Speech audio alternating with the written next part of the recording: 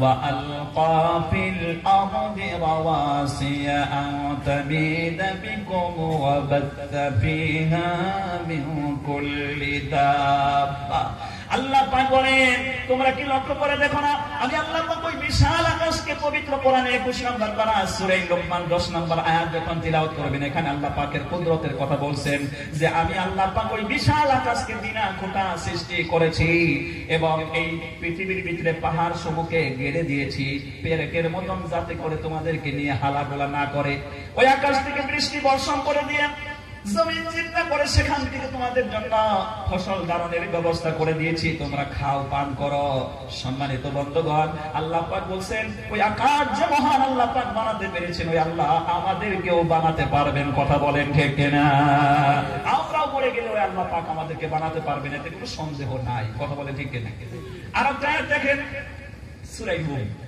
যখন কোরআন নাজিল হয় পৃথিবীতে সুপার পাওয়ার দেশ ছিল রোম দেশ বর্তমানে সুপার পাওয়ার হচ্ছে আমেরিকা তখন ছিল রোম দেশ এইজন্য কোরআন শরীফে রোম একটা সূরা আছে 21 নম্বর পারা 60টি আয়াত আছে আল্লাহু আকবার আল্লাহু আকবার 50 নম্বর আয়াতের ভিতরে আল্লাহ পাক বলেন ফাউযুর ইলা আসারি রাহমাতিল্লাহি কাইফা ইউহিল আরদা বা'দা মাউতিহা ইন্না যালিকা লামুহিল মাউতা ওয়া হুয়া আলা কুল্লি শাইইন কাদির আল্লাহ পাক বলেন বান্দারে আমার করুণা কি তোমরা লক্ষ্য করো না আমি ওই আকাশ থেকে বৃষ্টি বর্ষণ করে দিয়ে বর্তমানে ফাগুন মাস চৈত্র মাস বৃষ্টি হচ্ছে না বলে জমিন মরে যাচ্ছে গাছপালা শুকিয়ে পাতাগুলো ঝরে ঝরে পড়ে যাচ্ছে মরণের মতন দেখা যাচ্ছে নতুন করে যখন বৃষ্টি হয়ে যায় জমিন জিন্দা হয়ে আবার সুন্দর করে ফসল দিয়ে দেয় কথা বলেন ঠিক কিনা আল্লাহ পাক বলেন বান্দারে যেরকম করে মরা জমিনকে আমি বৃষ্টি দিয়ে জিন্দা করি তুই করলে ওরকম করে আমি তোকে জিন্দা করব আল্লাহ পাক সমস্ত জিনিসের উপরে কুদরত রাখনেওয়ালা কথা বলেন ঠিক কিনা লিল্লাহি তাকবীর আল্লাহু আকবার আল্লাহু ইয়াবআসু মান ফিল কুবুর নিশ্চয়ই আমি ওই কবর থেকে কবরে যা আছে সব আমি আবার সৃষ্টি করব আবার জিন্দা করব পুনরুত্থিত করব এতে কোনো সন্দেহ নাই আসুন কাসাসুল আম্বিয়া থেকে একটা ঘটনা দিয়ে আপনাদেরকে বুঝাই বুঝতে আপনাদের সুবিধা হবে এই পৃথিবীতে আমাদের নবীর আগে একজন নবী ছিলেন ওনার নাম কি হযরতে ঈসা আলাইহিস সালাম ঈসা আলাইহিস সালাম ওনার মার নাম ছিলেন মরিয়ম পবিত্র কোরআনের 16 নম্বর পারা 2 নম্বর সূরার নামই হলো সূরা মরিয়ম টোটাল আয়াত আছে 98 টোটাল আয়াত আছে এই সূরাটার ভিতরে 98 ওনার মার নাম দিয়ে একটা সূরা আছে সুবহানাল্লাহ পড়ে আর এই মরিয়মের বাবার নাম দিয়ে একটা সূরা আছে অর্থাৎ হযরত ঈসা আলাইহিস সালামের নানার নাম দ্য ফ্যামিলি অফ ইমরান পবিত্র কোরআনের 3 নম্বর সূরা টোটাল আয়াত আছে 200 আল্লাহু আকবার বলে কষ্ট পাচ্ছেন আপনারা জি ভাই কষ্ট পাচ্ছেন না সময়ের দরকার বোঝাতে গেলে সময়ের দরকার আসুন হযরত ঈসা আলাইহিস সালাম তিনি আল্লাহ পাক তিনাকে অলৌকিকভাবে দুনিয়াতে পাঠালেন আল্লাহ পাকের কুদরত দেখিয়েছেন একটা মানুষ বানাবেন মাওর দরকার নাই বাবারও দরকার নাই আল্লাহ বানালেন আদম আলাইহিস সালামকে আবার আল্লাহ পাক চাইলেন যে হ্যাঁ আমি মানুষ বানাবো শুধু একটা মা হলেই যথেষ্ট তখন বানালেন কাকে হযরত ঈসা আলাইহিস সালামকে ওনার কি বাবা আছে ঈসা আলাইহিস সালাম কিন্তু বাবা নেই উনি বড় হলেন আস্তে আস্তে বড় হলেন বড় হবার পরে আল্লাহ পাক তিনাকে নবী বানালেন قال إني عبد الله آتاني الكتاب وجعلني نبيا وجعلني مباركا أينما كنت وأوصاني بالصلاة والزكاة ما دمت حيا الله أكبر قرآن الكريم যখন আপনি দেখবেন 16 নম্বর পারা সূরা মরিয়ম আয়াত সংখ্যা 30 31 এর ভিতরে আল্লাহ পাক বলতেছেন হযরত ঈসা আলাইহিস সালামকে যখন মরিয়মের গর্ভে জন্ম দিয়ে দিলেন মরিয়ম বিপাকে পড়ে গেল হায় রে হায় আমার বিবাহ হয় না এই অবস্থায় সন্তান হলো আমি যখন আমার এলাকায় যাব দেশের মানুষের কাছে যাব তারা আমাকে লজ্জা দেবে যে হয়তো খারাপ ভাবে এই সন্তানটা হয়েছে আমার ভাইয়ের আল্লাহর পক্ষ থেকে ঘোষণা হয়ে গেল হে মরিয়ম তুমি বলবে আমি রোজা রেখেছি তুমি কথা বলো না তোমার বাচ্চাই সাক্ষী দিয়ে দেবে শিশু বাচ্চা কথা বলবে আমি আল্লাহর নবী সুবহানাল্লাহ আমার ভাইয়েরা এলাকায় যখন ফিরে আসলেন তখন বললেন আমি মান্নাত করেছি, আমি রোজা রেখেছি, আমি কথা বলবো না। এই যে বাচ্চা আমার কোলে, তোমাদের যা জানার দরকার আছে। উনি ইশারা করে দিলেন বাচ্চাকে জিজ্ঞাসা করো। বাচ্চা তখন জবাব দিচ্ছেন, জোরে জোরে বলেন সুবহানাল্লাহ। ওয়ালা ইন্নী আব্দুল্লাহ, আমি হলাম আল্লাহর গোলাম, আমি হলাম আল্লাহর বান্দা, আমি হলাম আল্লাহর গোলাম। ওয়ালা ইন্নী আব্দুল্লাহ আতানিয়াল কিতাবা ওয়া জাআলানি নাবিয়্যা। আল্লাহ পাক আমাকে কিতাব দান করেছেন, ইনজিল নামক কিতাব। তিনি আমাকে নবী বানিয়েছেন। আতানিয়াল কিতাবা ওয়া জাআলানি নাবিয়্যা ওয়া জাআলানি মুবারাকান আইনামা কুনতু। আল্লাহ পাক এটাও বলেছেন যে আমি যেখানেই থাকবো সেখানেই সেই জায়গাটাকে আল্লাহ বরকতপূর্ণ করবেন। তবে হে শর্ত দিয়েছেন, আল্লাহ ওসিয়ত করেছেন, ওয়ালা ইন্নী আব্দুল্লাহ আতানিয়াল কিতাবা ওয়া জাআলানি নাবিয়্যা ওয়া জাআলানি মুবারাকান আইনামা কুনতু ওয়া আওসানি বিস-সালাতি ওয়াজ-যাকাহ মা দুমতু হাইয়্যা। জোরে বলেন আল্লাহু আকবার। আমি যেখানেই থাকবো সেই জায়গাকে আল্লাহ বরকতপূর্ণ করবেন। তবে শর্ত হলো নাম্বার 1, আমি যেন ওই আল্লাহর জন্য নামাজ আদায় করি এবং যাকাত দিয়ে দেই। জোরে জোরে বলেন সুবহানাল্লাহ। মুমিন ভাই নামাজ না পড়িবি কাজা, রোজা না পড়িবি হেলা, ইবাদত না হলে জান্নাত না পাবি, হাসারর মিসারর দিনা। মুমিন ভাই হাসারর মিসারর দিনা, আল্লাহর হাবিবে কি বাণী লিখিলে কাকতে জিলিকা করি, আলিমে লিখিব মুমিনে লিখিব, আল্লাহ তাআলা বাণী বলি। ও মুমিন ভাই নামাজ না পড়িবি কাজা, রোজা না করিবি হেলা, ইবাদত না হলে জান্নাত না পাবি, হাসারর মিসারর দিনা। ও মুমিন ভাই হাসারর মিসারর দিনা। ঠিক না ভাই? ঠিক না? সম্মানিত বন্ধুগণ, ঈসা আলাইহিস সালাম তখন জবাব দিয়ে দিলেন, আমি হলাম আল্লাহর নবী, আমাকে কিতাব দান করেছেন। তবে শর্ত হলো আমাকে জায়গা যেখানেই থাকবো সেখানেই বরকতপূর্ণ করবো। 1 নম্বরে আমি নামাজ পড়বো, 2 নম্বরে যাকাত দেব। এই জন্য আমিও মুসলমান, আপনারাও মুসলমান। 1 নম্বর মুসলমান হওয়ার পরে আল্লাহর হুকুম মানতে গিয়ে নামাজ পড়া লাগবে। কথা বলেন ঠিক কিনা? 2 নম্বরে যাকাত দেওয়া লাগবে। যাকাত যদি আপনি দিয়ে দেন, আল্লাহ পাক আপনাকে বিপদ থেকে বাঁচিয়ে দেবে। সম্মানিত বন্ধুগণ, আজকে এই সমাজের ভিতরে, গ্রামের ভিতরে, পুরো গ্রামটা মুসলমান এরিয়া। আমার মনে হয় এই গ্রামে ম্যাক্সিমাম 10,000 মুসলমান বসবাস করতেছে। এখন আল্লাহর হুকুম মানতে গিয়ে শুধু 10 জনে নামাজ পড়ে। কথা বলেন, 10 জনে নামাজ পড়ে, বাকিটা একজন নামাজ পড়ে না। এই জন্য আমাদের উপরে গজব। আল্লাহ এই যে সমুদ্র, ব্রহ্মপুত্র নদী, এই নদী আপনার কথা শুনে না, আমার কথা শুনে না। কার কথা শুনে? জোরে বলেন আল্লাহর কথা শুনে। এই এলাকার মানুষ যদি সমহারে সমভাবে সকলেই যদি আল্লাহর সেজদা দেওয়া দেয়, আল্লাহকে সেজদা দিয়ে দেয়। কোরআনে কারীমের ভিতরে আপনি যখন ঢুকবেন, পবিত্র কোরআন 9 নম্বর পারা 2 নম্বর সাফা হিফজে কোরআন 1 নম্বর লাইনের ভিতরে এই আয়াতটা পেয়ে যাবেন। সূরা আনআম 8 নম্বর পারা 2 নম্বর সূরা, সূরা আনআম 9 নম্বর পারায় কমপ্লিট হয়েছে। টোটাল আয়াত আছে এই সূরাটার ভিতরে 206টা। কয়টা? 206টা আয়াত আছে। সম্মানিত বন্ধুগণ, এটা হলো 96 নম্বর আয়াত। ওয়ালাউ আন্না আহলাল কুরা আমানু ওয়াত্তাকাউ লাফাতাহনা আলাইহিম বারাকাতিন মিনাস সামাই ওয়াল আরদ। জনপদের লোক, গ্রামের লোক, শহরের লোক সকলেই যদি আল্লাহর কাছে ভয়ের ভীতি অবলম্বন করে সিজদা দিয়ে দেয়, যাকাত দিয়ে দেয়, আল্লাহ রাব্বুল আলামিন আকাশের যত বরকতের দরজা আছে, জমিনের বরকতের দরজা আছে, আল্লাহ খুলে দেবে। জোরে জোরে বলেন সুবহানাল্লাহ।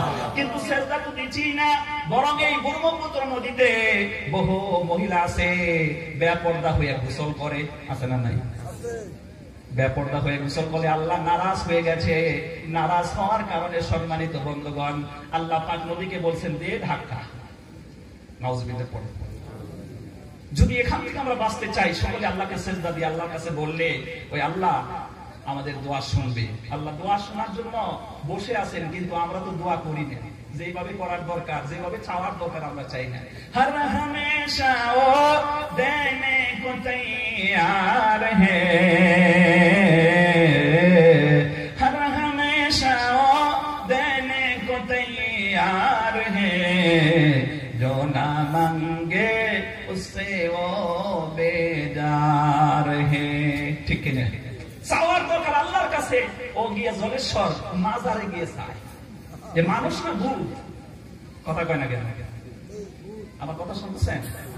পবিত্র কোরআনে যখন ঢুকবেন 26 নম্বর পারার 1 নম্বর সূরা, সূরার নাম হচ্ছে সূরা আহকাফ। টোটাল আয়াত আছে 35টি, আয়াত সংখ্যা 5।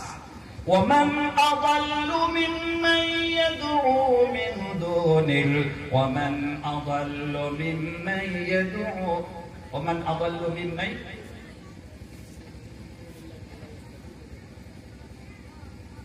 ومن أضل إلى يوم القيامة وهم عن دعائهم غافلون। আয়াতের প্রথম অংশ একটা আয়াতের সাথে মুসাফা হয়ে যাচ্ছে। 5 নম্বর আয়াত আপনি দেখে নেবেন। আল্লাহ বলছেন ওর চাইতে বড় কে জালিম, যে নাকি এমন ব্যক্তির কাছে নিজের আশা আকাঙ্ক্ষা কামনার জন্য তাকে ডাকে, কিয়ামত পর্যন্ত ডাকলে তার ডাকে সাড়া দেওয়ার ক্ষমতা রাখে না। এটা হলো আয়াতের তরজমা। আপনি কবরে মানুষ মারা গেছে, ওর কাছে গিয়ে আপনি চাইবেন, ও তো মরা মানুষ, আপনার কথা শুনবে? কথা বলেন, শুনবে?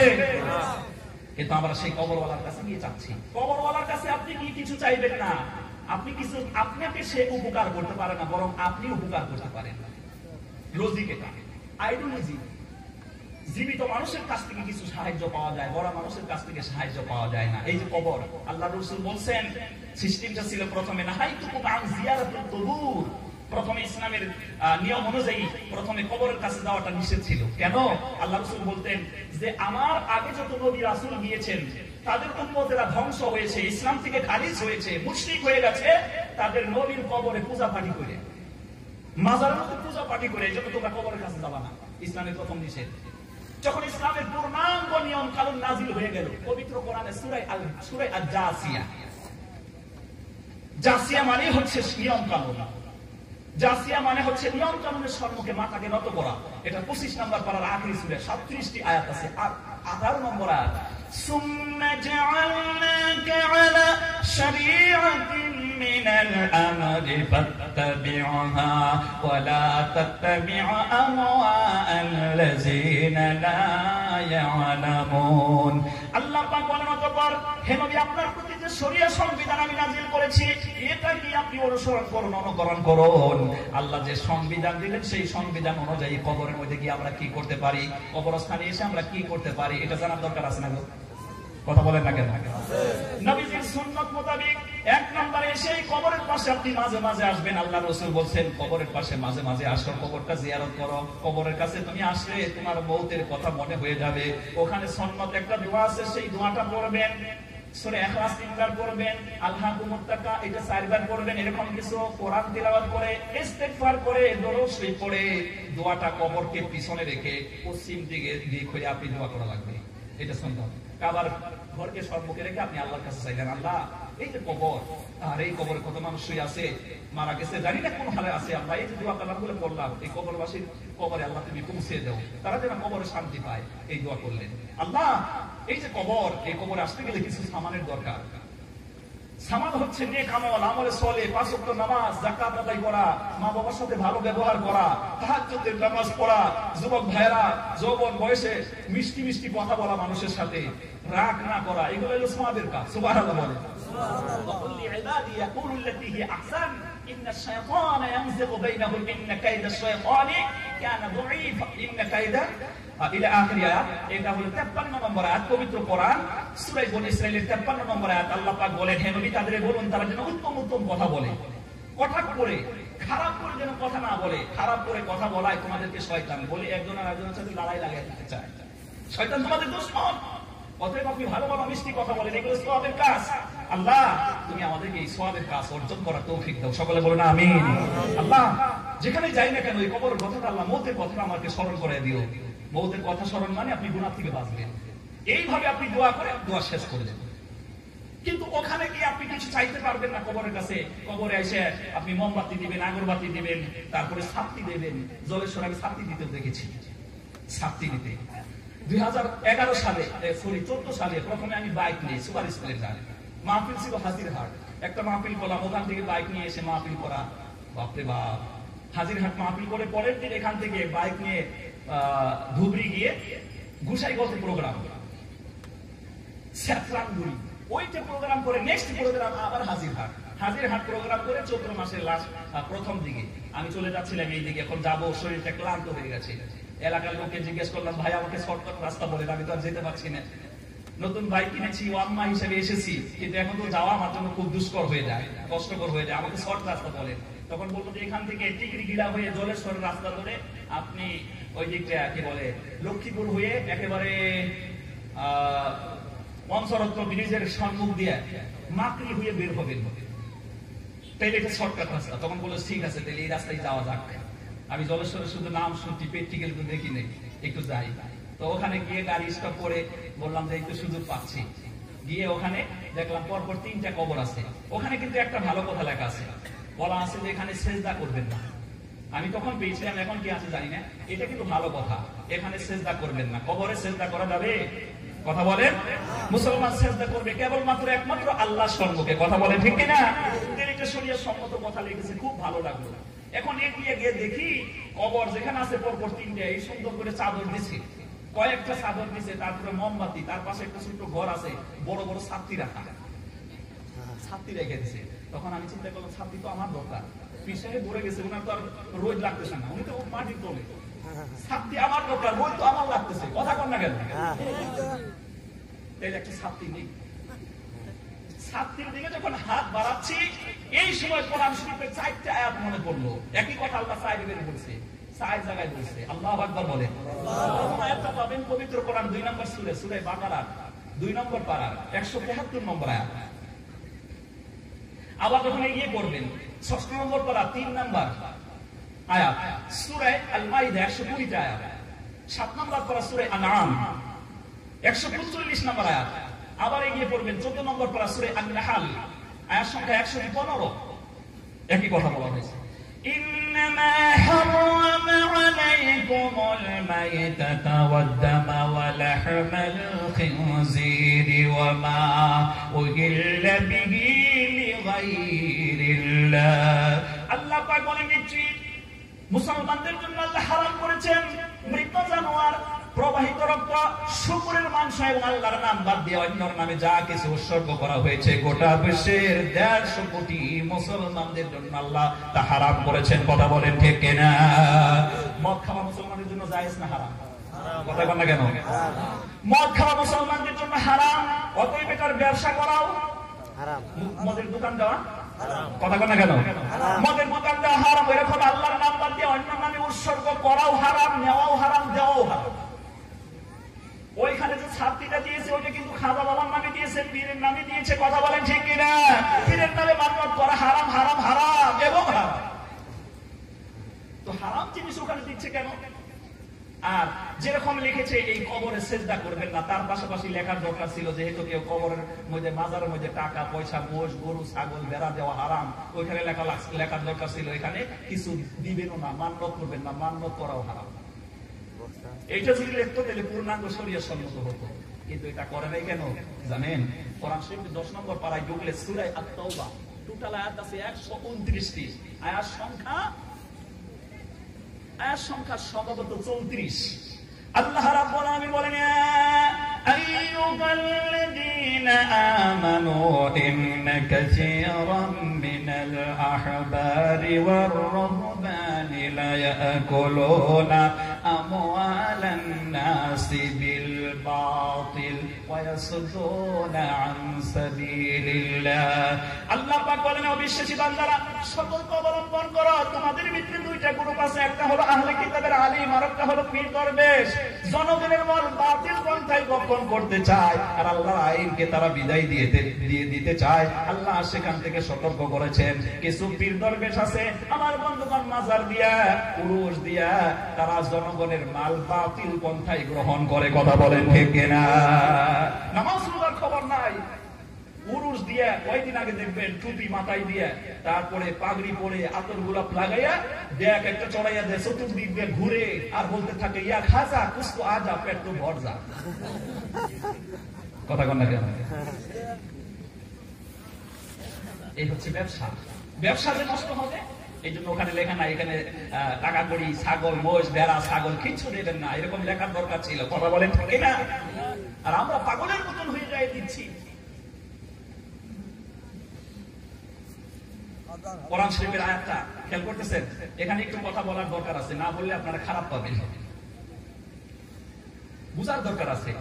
এটা আমার ভাই আমার আগে যে বক্তব্য দিলেন, পবিত্র কোরআনের 11 নম্বর পারায় এই আয়াতটা আছে, সূরা তওবা। তওবার থেকে একটা আয়াত পড়লাম।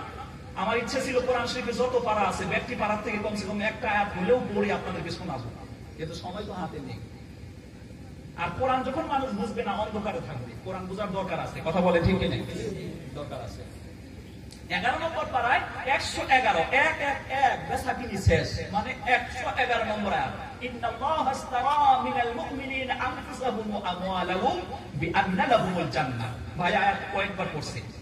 111 নম্বর আয়াত, বেসাকিনি শেষ। মানে কি? আল্লাহ পাক বলছেন, আমি মুমিনের জান এবং মালকে ক্রয় করে নিয়েছি, বিনিময় জান্নাত দিয়েছি। জান্নাতের বিনিময়ে আমরা বিক্রি হয়ে গেছি। এখন এখানে একটু ব্যাখ্যায় আসেন। আসলে জান এবং মাল এগুলোও কিন্তু আল্লাহ। কথা কন?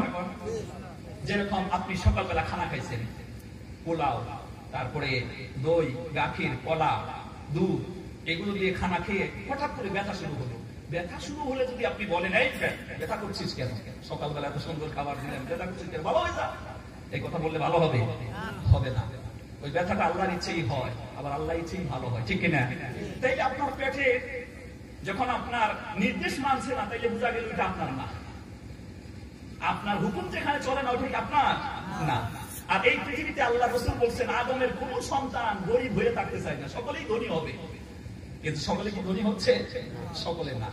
কোরআন শরীফে যখন ঢুকবে, সূরা আল হিজর, পাহাড়ের পাথর, শুধু পাহাড়ের পাথর, সৌদি আরবে গেলে পাবে। কোরআন শরীফের এখন একটা অধ্যায় আছে, সাবজেক্ট আছে 99 টোটাল আয়াত। 14 নম্বর পারার 1 নম্বর সূরা, 21 নম্বর আয়াত। আল্লাহ রাব্বুল আলামিন বলেন, ওয়া ইনদানা খাযাইনুহু ওয়া মা নুনাজ্জিলুহু ইল্লা বিকদারিন মা'লুম। আল্লাহ পাক হচ্ছেন সমস্ত ধনভাণ্ডারের মালিক। তিনি বান্দার প্রতি টেকনিকের সহিত নাজিল করে দেন। অতএব আল্লাহ পাক যাকে চান তাকে ধনী বানান, যাকে চান গরিব বানায়া দেন। কথা বলে ঠিক না? আমার ভাইয়েরা, এখানে মূল কথা হচ্ছে, সম্পদ আপনি নিজেই কামাই করতে পারেন ঠিকই, কিন্তু এর ভিতরে ডেভেলপ, উন্নত করার ক্ষমতা আপনার নাই। এই ক্ষমতা কার? বলেন। তাইলে বোঝা গেল যে সম্পদ আপনার আইতে নাই, তাইলে ওটা আপনার না, ওটাও আল্লাহর। কথা কন না কেন?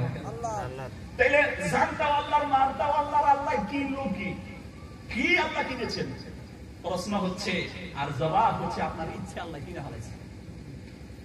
কেমনে? আমাদের ধর্মের নাম পবিত্র কোরআন 3 নম্বর সূরা, 3 নম্বর পারা, 19 নম্বর আয়াত। টোটাল আয়াত হলো এই সূরাটার ভিতরে 162টি। সূরা আলে ইমরান, ইন্না দীনা ইনদাল্লাহিল ইসলাম, she will lead the true religions with Allah in Islam। আল্লাহ পাকের কাছে একমাত্র মনোনীত ধর্ম হচ্ছে ইসলাম। ইসলাম শব্দকে আপনি ইংরেজিতে বানান করতে গেলে 5টা লেটার হয়, ISLAM। বুঝতে পারছেন? 5টা লেটার। 5টা লেটারে আবার আলাদা আলাদা 5টা ওয়ার্ড হয়। আই মানে মই, এস ইজ সারেন্ডার, এতে ISL, এন এ ল, এতে আল্লাহ, এন এ মুহাম্মদ। অর্থটা হলো মই আত্মসমর্পণ করিল আল্লাহ আৰু আল্লাহ রাসূলৰ আইনৰ সন্মুখত। তেতিয়াহে আপোনাক কোৱা হ'ব আসলামা ইউসলিমু ইসলামান ফাহুয়া মুসলিমুন। আল্লাহ আৰু আল্লাহ রাসূলৰ হুকুম মানা ব্যক্তি। সুবহানাল্লাহ বলেন। আপনার ইচ্ছে আল্লাহ কিনে ফেলাইছে। আপনি যেখানে সেখানে আপনি মন গড়া চলতে পারবেন না, যেখানে সেখানে টাকা আপনি খরচ করতে পারবেন না। যেখানে সেখান থেকে আপনি কামাই করতে পারবেন না। হালাল পথে কামাই, হালাল পথে খরচ। জি, আপনার এই মাথাটা আল্লাহ দিয়েছেন, এই চেহারাটা যে দিয়েছেন, এটা যদি না থাকে আপনার স্ত্রী অথবা আপনার বউ ছাড়া, আপনার স্ত্রী এবং মা ছাড়া কেউ চিনার ক্ষমতা রাখে না যদি এটা না থাকে। এত দামি চেহারাটা আল্লাহ দিল, এই চেহারা যেখানে সেখানে আপনি সেজদা দেবেন, এত সহজ না। সেজদা দেওয়ার জায়গায় হলে আল্লাহ, আর আপনার জান এবং মাল আল্লাহ রাস্তায় খরচ করা লাগবে। আল্লাহ যেখানে খরচ করতে বলছে ওখানে করা লাগবে। কিন্তু আপনি মন গড়া যদি খরচ করেন আল্লাহ তা মেনে নেবে না। তাইলে আপনি আল্লাহর ইচ্ছায় বিক্রি হন নাই, আপনার ইচ্ছায় আপনি আছেন, আপনি স্বাধীন হয়ে আছেন, বললে আপনাকে পরাধীন হতে হবে। আর যদি আপনি এই দুনিয়াতে পরাধীন হয়ে থাকেন, আল্লাহ এবং আল্লাহ রাসূলের হুকুম মানেন, তাইলে কবরে গেলেই, আখিরাতে গেলেই আপনি শান্তি পাবেন। সুবহানাল্লাহ বলেন, আর জোরে বলেন কোরআনে কারিমে সূরা আদ-দাহর, এই যে আপনারা জনগণ বসে আছেন, এই সূরার নাম আরেকটা সূরা আল ইনসান, ইনসানও বলা হয়। টোটাল আয়াত আছে এই সূরাটার ভিতরে 31টি আয়াত আছে। আয়াত সংখ্যা 14 এবং 13 আয়াত পড়বেন। আল্লাহ পাক বলেন, মুত্তাকিইনা ফিহা আলাল আরাইক লা ইয়ারাউনা ফিহা শামসান ওয়ালা জামহারিরা ওয়া দানিয়াতান আলাইহিম জিলালুহা ওয়া যুল্লিলাত কুতুবুহা তাদলিলা। আল্লাহ পাক বলেন, ওই জান্নাতের ভিতরে বান্দা যখন তুই চলে যাবি, আমি আল্লাহ পাক ওই জান্নাতের ভিতরে এরকম সুন্দর সুন্দর ফলদায়কের গাছ রেখেছি, যেখানে দেশ দিয়ে হেলান দিয়ে শুয়ে শুয়ে ফল খাওয়া যাবে। সুবহানাল্লাহ পড়েন।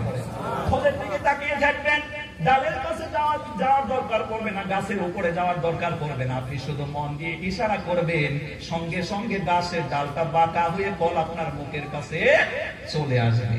সুবহানাল্লাহ পড়েন। আসল শান্তি তো ওইটার জন্য আপনি খরচ করেন।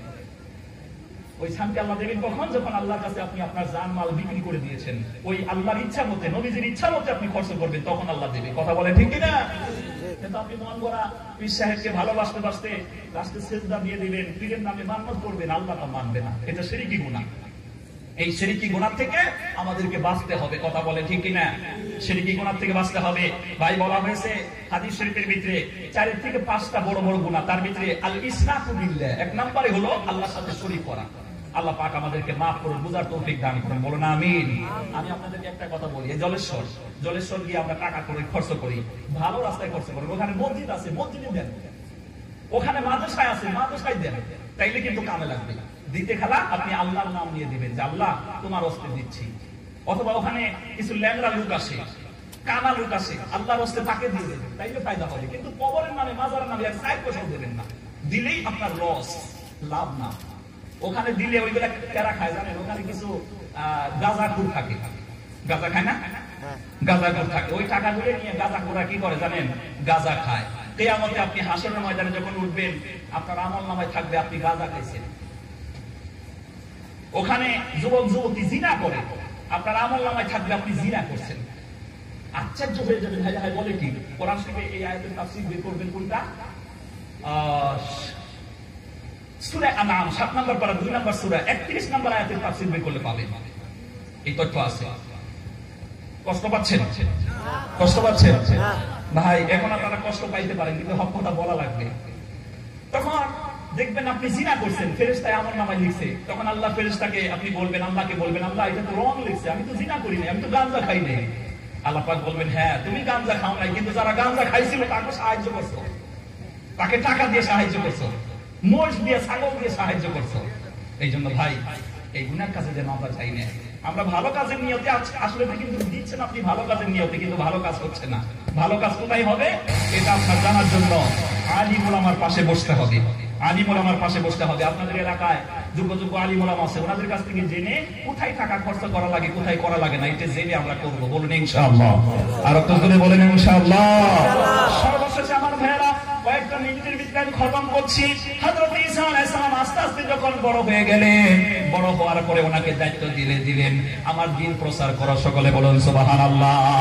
হযরত ঈসা আলাইহিস সালামের প্রতি নির্দেশ হলো, কাসাসুল আম্বিয়ার ভিতরে এই ঘটনাটা আছে যে আপনি এই দিক দিয়ে গিয়ে সম্মুখে গিয়ে বিরাট বড় একটা রাজত্ব পাবেন, দেশ পাবেন। সেই রাজা তার দেশের ভিতরে সে আল্লাহকে মানে না, পাশাপাশি সে ঘোষণা দিয়েছে তারপর যাদেরকে ঘোষণা দিয়েছে তোমরা আমার একটা মূর্তি তৈরি করে আমার সম্মুখে তোমরা সিজদায় লুটিয়ে পড়ো, এরকম শিরকি গুনাহ তাদেরকে শিখাতেছে। তুমি সেখানে গিয়ে আমি আল্লাহ রাব্বুল আলামিনের একত্ববাদের দাওয়াত দিয়ে দাও, তারা যেন তাকে সিজদা না করে তারা যেন আমাকে সিজদা করে। জোরে বলেন সুবহানাল্লাহ।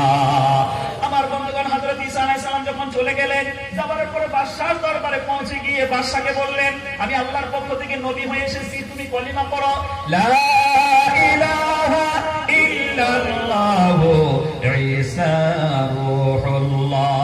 এই কলিমা পড়তে বললেন আমার ভাইরা। তখন বাদশা বলল, ঠিক আছে, তোমার প্রতি আমি ঈমান আনতে পারি, কিন্তু আমার পূর্বপুরুষের কাছ থেকে শুনতে পেয়েছি এই পৃথিবীতে যারা নবী হয় তারা অলৌকিক ঘটনা দেখাতে পারে, অলৌকিক ক্ষমতা দেখাতে পারে, যেটাকে কিতাবের ভাষায় মুজিজা বলা হয়। জোরে বলেন সুবহানাল্লাহ।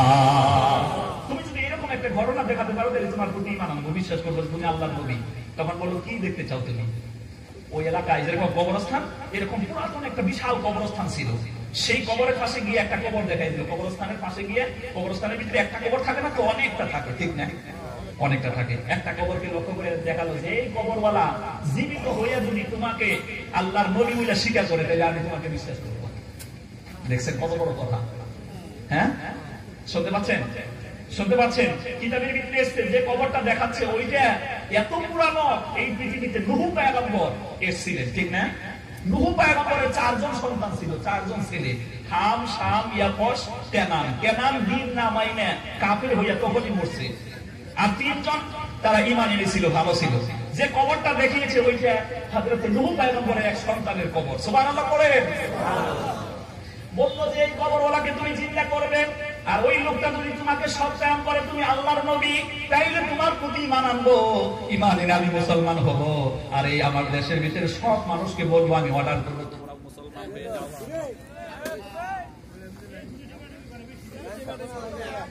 সুবহানাল্লাহ ওয়ালহামদুলিল্লাহ ওয়া লা ইলাহা ইল্লাল্লাহ, লা ইলাহা ইল্লাল্লাহ, লা ইলাহা ইল্লাল্লাহ, লা ইলাহা ইল্লাল্লাহ মুহাম্মাদুর রাসূলুল্লাহ। আমার ভাইরা, হযরত ঈসা আলাইহিস সালামকে যখন এই কথা বললেন, আল্লাহ পাক হযরত ঈসা আলাইহিস সালামকে ওই মুজিজাই দান করেছিলেন। কোরআনে কারীম যখন আপনি বের করবেন 3 নাম্বার পারা, 3 নাম্বার সূরা, সূরা আলে ইমরান 200টা আয়াত আছে। এখানে 49 নাম্বার আয়াতের ভিতরে বলা হয়েছে, আন্নী আখলাকু লাকুম মিনাত তিনি কাহাইয়াতিত তায়রি ফাআনফুখু ফীহি ফায়াকুনু তায়রান বিইذنিল্লাহ ওয়া উবরিউল আকমাহা ওয়া আবরাসাল মাউতা ওয়া উহয়িল মাউতা বিইذنিল্লাহ ওয়া উনাব্বিউকুম বিমা তাআকুলুনা ওয়া মা তাদাখিরুনা ফি বুয়ুতিকুম ইলা আখির আয়াত। এই আয়াতের ভিতরে হযরত ঈসা আলাইহিস সালামের যে মুজিজা আল্লাহ দিয়েছিল, অলৌকিক ক্ষমতা দিয়েছিল, সেগুলো বলছেন যে ওনার ক্ষমতা কি। আমাদের দেশে ছোট ছোট বাচ্চারা দেখবেন বাজার থেকে মাটির টিয়া পাখি কিনে আনে, খেলে। ওই টিয়া পাখি ঈসা আলাইহিস সালাম যদি এখন আসে, ফু দিবে, আল্লাহর নাম দিয়ে ফু দিবে, দেওয়ার সঙ্গে সঙ্গে ওটা তাজা পাখি হবে, মাটির পাখি আর থাকবে না, মাংসর পাখি হবে। সুবহানাল্লাহ পড়ে। এটা ছিল ওনার ক্ষমতা। 2 নম্বরে, জন্ম অন্ধ ব্যক্তি, মায়ের গর্ভে থেকে জন্ম অন্ধ হয়ে গেছে, অন্ধ হয়ে জন্ম নিয়েছে, উনি আল্লাহর হুকুম দিয়ে কম্বি ইজনিল্লাহ বলে এরকম করে হাতটা বুলিয়ে দিলে চক্ষু তখন ভালো হয়ে যেত। জোরে বলেন সুবহানাল্লাহ। 3 নম্বরে, কুষ্ঠ রোগী, শরীরের মধ্যে কুষ্ঠ ব্যাপার, তার কাছে কেউ যায় না, আল্লাহর নাম দিয়ে হাত বুলিয়ে দিলে কুষ্ঠ রোগী ভালো হয়ে যেত। ওয়া উহয়িল মাউতা বিইذنিল্লাহ, ওই যে কালকে যে শিশু বাচ্চা পড়ে গেছে, এখন যদি ঈসা আলাইহিস সালাম আসতো, তাইলে আমার ভাইরা ওই বাচ্চার কাছে গিয়ে যদি বলতো কম্বি ইজনিল্লাহ, আল্লাহর ইচ্ছায় জিন্দা হয়ে যাও, সঙ্গে সঙ্গে জিন্দা হয়ে যেত। জোরে বলেন সুবহানাল্লাহ। লিল্লাহি তাকবীর। আমার ভাইরা, হযরত ঈসা আলাইহিস সালামকে যখন বললেন ওটা বানাতে, কোনো কষ্ট হলো না, ওটা কমপ্লিট করতে ওই প্রশ্নের জবাব দিতে গিয়ে দিনার কোনো কষ্ট হলো না। কবরের কাছে গিয়ে বললেন, হে আল্লাহর বান্দা, তুমি আল্লাহর ইচ্ছায় জিন্দা হয়ে যাও। সঙ্গে সঙ্গে কবরওয়ালা জিন্দা হয়ে কবরটা ফেটে বুক পর্যন্ত বের হয়ে গেল। জোরে বলেন সুবহানাল্লাহ। বের হয়ে বলতেছে, লা ইলাহা ইল্লাল্লাহু ঈসা রূহুল্লাহ। লোকটা কলিমা পড়লো, বাদশা দেখতে পেয়ে বললো ঠিক আছে তাহলে তুমি সত্যই নবী। সঙ্গে সঙ্গে বাদশা হাত ধরে মুসলমান হয়ে গেল এবং বাদশা দেশের মধ্যে অর্ডার করে দিল তোমরাও মুসলমান হও। এই জন্য আমার ভাইরা, প্রথমে সমাজের নেতা যদি ভালো হয়ে যায় প্রজাও ভালো হয়, ঠিক কিনা? কথা কন না কেন? জোরে বলে। যদি নেতা ভালো হয়ে যায় প্রজা ভালো হয়ে যায়। আজকে কিন্তু সমাজের ভিতরে নেতা খারাপ, কথা কন না কেন? এই যে সিনদাসের ভিতরে নেতা খারাপ হয়ে গেছিল, 4 কোটি মুসলমানদের প্রতি এমন নির্যাতন চালিয়েছে। এই পৃথিবীতে এমন বর্বরতার নিয়ম, এরকম কষ্ট মুসলমানদেরকে আর কেউ দেয় নাই। আল্লাহ পাক লাস্ট অবধি নারাজ হয়ে গেছে। ওরা ঘোষণা দিয়েছিল, লাস্টে বলছিল যে আমরা কোরআন বদলায় ফেলাইবো। বাবারে বাবা, আল্লাহ রাব্বুল আলামিন এই কোরআন শরীফের ভিতরে 14 নম্বর পারা সূরা আন-নাহল 99 টোটাল আয়াত, একটা 9 বাদ দেন তাহলে 9 নম্বর আয়াত, ইন্না নাহনু নাযালনা যিকরা ওয়া ইন্না লাহু লাহাফিজুন। It is I who reveal the Quran and my self guardian over it. এই কোরআন আমি নাযিল করেছি, এটাকে সংরক্ষণ করব আমি আল্লাহ পাক। ওরা বলছিল কোরআন বদলাইয়া দেব, আল্লাহ পাক ওগো বদলাইতেছে। কথা কন না কেন? এমন করোনা ভাইরাস দিয়েছে। কোরআন শরীফে যখন আপনি ঢুকবেন 12 নম্বর পারার 1 নম্বর সূরা, সূরা হুদ 123 টা আয়াত আছে, আয়াত সংখ্যা 102। ওয়া কাযালিকা আখযু রাব্বিকা ইযা আখাযাল কুরা ওয়া হিয়া যালিমা ইন্না আখাযাহু আলীমুন শাদীদ। আলীমুন শাদীদ। আল্লাহ পাক বলেন জালিম জনপদকে আল্লাহ পাক যখন ধরেন, যখন পাকড়াও করেন, বহুত শক্তি দিয়ে আল্লাহ পাক ধরেন। আমার ভাইরা এমন একটা ভাইরাস ঢুকিয়ে দিয়েছে, আমার ভাইরা বিজ্ঞান এখন হয়রান হয়ে গেছে। আর ট্রিটমেন্ট কি হবে, আর চিকিৎসা কি হবে? চিকিৎসা বাইর করার আগে হাজার হাজার লক্ষ লক্ষ মানুষ মরে যাচ্ছে। কিন্তু আল্লাহর কেমন রহমত, আল্লাহর কি রহমত! চীন দেশের ভিতরে যে মুসলমান গুলো আছে, একটা মুসলমানকেও এই ভাইরাস ধরে নাই। জোরে বলেন সুবহানাল্লাহ, লিল্লাহি তাকবীর। এখন এই চীনের সরকার মুসলমানের কাছে যাচ্ছে, মসজিদ যেগুলো বন্ধ ছিল খোলা করে দিয়েছে, ওরাও নামাজে দাঁড়ায়। সুবহানাল্লাহ পড়েন, আরো জোরে বলেন। ওরাও নামাজে দাঁড়ায়, মুসলমানদের বাড়িতে গিয়ে দেখে ওরা কি খায়। কোরআনে কারীমের ভিতরে যখন ঢুকবেন, ইসলাম হলো শান্তি, চতুর্দিকে ইসলাম শান্তির বাড়ি দিয়ে দিয়েছে। আপনি 6 নম্বর পারার 2 নম্বর আয়াতে যখন 2 নম্বর সূরায় যখন ঢুকবেন, সূরা আল মাইদা 120 টা আয়াত, 4 নম্বর আয়াত, ইয়াসআলুনাকা মাযা উহিল্লা লাহুম কুল উহিল্লা লাকুমুত তাইয়্যিবাত। আল্লাহ পাক বলেন, প্রশ্ন করা হলো হে নবী, আপনাকে প্রশ্ন করা হয় ইসলামে কি হালাল করা হয়েছে, তারা কি খাবে? ও নবী জবাব শুনিয়ে দেন, তারা পবিত্র জিনিস খাবে, শরীরের জন্য ভালো সেই জিনিসগুলো তারা খাবে। শরীরের মধ্যে ভাইরাস হয়ে যায় সেই বস্তু তারা খাবে না, ইনফেকশন হয়ে বস্তু খাবে না, হারাম বস্তু খাবে না। আর চীন দেশের মানুষ কোন বস্তু এরকম আছে যে সেটা খায় না, সাপ খায়, বিচ্ছু খায়, তারপরে আর কত যে খায়, যত হারাম বস্তু আছে সব খায়, পেশাব পর্যন্ত খেয়ে ফেলে। এই 2টা কারণে তাদের ভিতরে ভাইরাস আসছে। একটা হলো কোরআন বদলাতে চেয়েছিল, 2 নম্বরে তাদের খাবার নিয়ম নাই, সিস্টেম নাই, অখাদ্যগুলো খেতে শুরু করেছে, এই জন্য ভাইরাস ঢুকে দিয়েছে। মুসলমান অখাদ্য খায় না, হালাল খাবার খায়, পবিত্র খাবার খায়। আর মুসলমান কোরআনকে বিশ্বাস করে, আল্লাহকে সিজদা দেয়, এই জন্য আযাব গজব থেকে আল্লাহ তাদেরকে বাঁচায়। কথা বলেন ঠিক কিনা?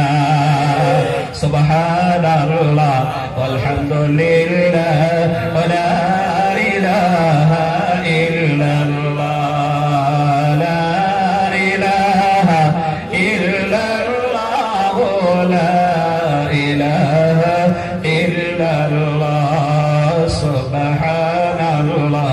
আলহামদুলিল্লাহ ওয়া লা ইলাহা ইল্লাল্লাহ, লা ইলাহা ইল্লাল্লাহ মুহাম্মাদুর রাসূলুল্লাহ সাল্লাল্লাহু আলাইহি ওয়াসাল্লাম।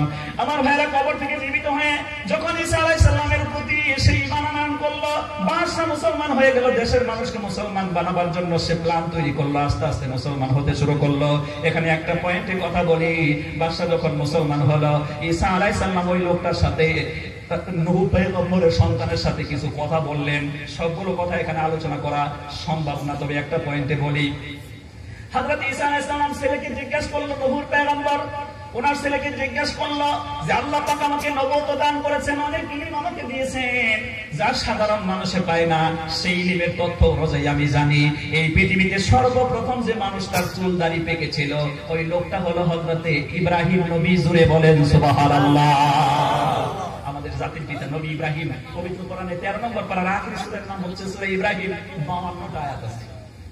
তো ওনার প্রথমে চুল দাড়ি পেকেছিল আর উনি প্রথমে এই পৃথিবীতে খাতনা হয়েছিলেন, মুসলমানি করেছিলেন।